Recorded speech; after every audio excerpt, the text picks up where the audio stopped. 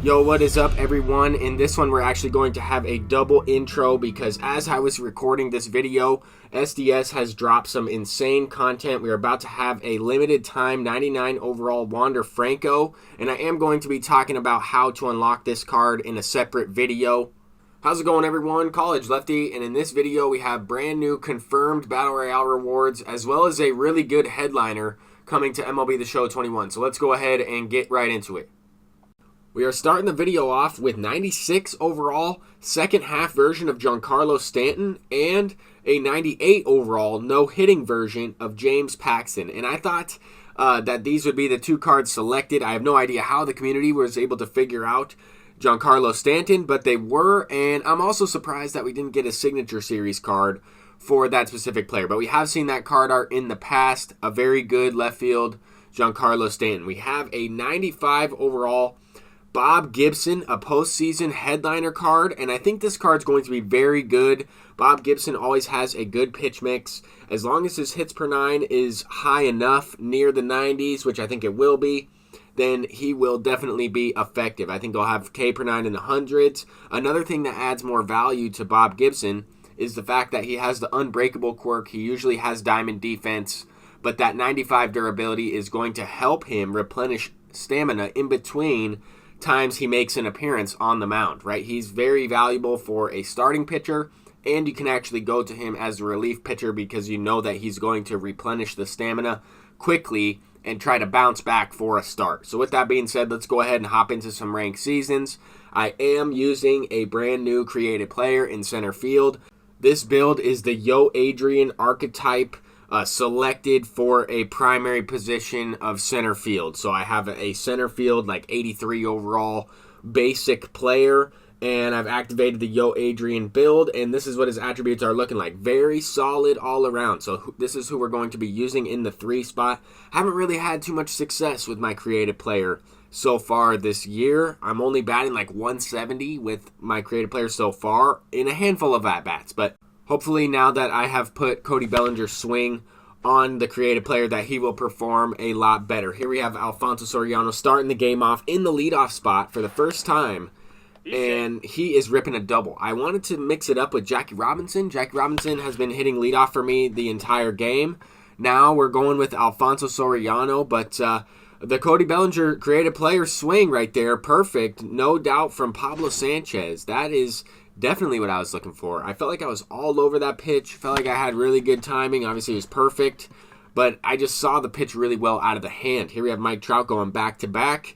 Mike Trout, the best card in the entire game. I'm honestly surprised that he's only going for 500,000 stubs on the market. That card will be better than the 99 version of MVP Mike Trout or the whatever version we get later on in the year. Live Series Mike Trout will be the best card throughout the entire year for the entire game cycle. In the outfield, he will be the best all-around player in MLB The Show 21. I said that at the very beginning of the year. I picked up that card for $330,000, and that was the best purchase that I've made so far, other than Jackie Robinson for under $200K with some of those 42 legends. But I am excited about the brand new 42 legend Bob Gibson, the postseason version. I think we're going to get a new collection based on part 2 of the Mariano Rivera collection, and postseason players are always tough to get because we don't necessarily get a lot of postseason players until we actually have the real postseason for the 2021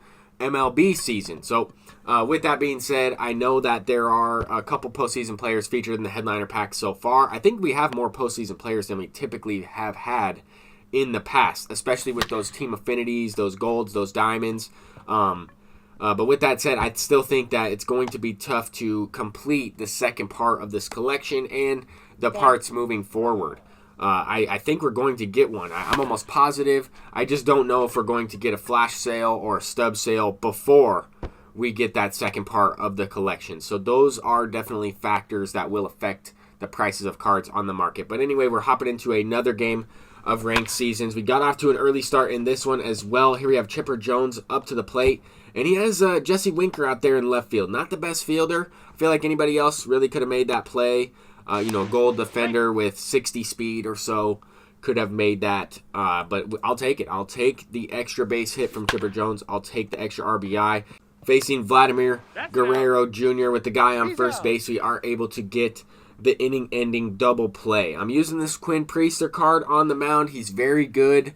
I felt like I could get this opponent with the fastball up above the strike zone, and that was not the move. He was all over it. That's all right. I just won't happen to throw that pitch as often. I'll have to go with the sinker more inside on the hands. I was really just trying to get him to chase, pop it up to the catcher, pop it up to the infield. But I'm also trying to figure out, what the opponent is doing, where they're hitting the ball well. And it's only the top of the third inning, so I haven't really had that much of an opportunity to find those things out. But here we're facing Jesse Winker. We're trying to get him to chase a little bit. Pitched below the zone.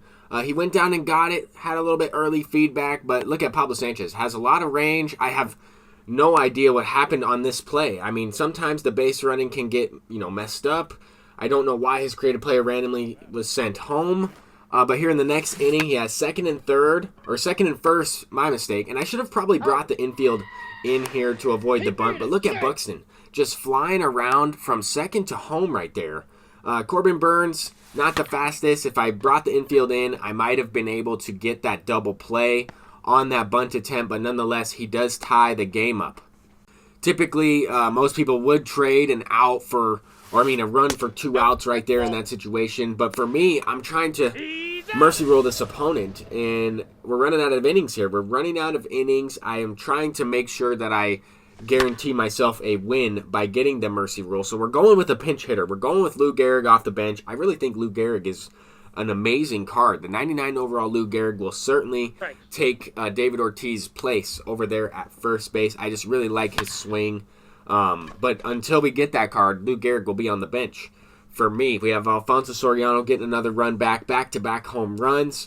I need to score, I need to respond. Every time the opponent scores, I got to try and chip away and get those runs right back.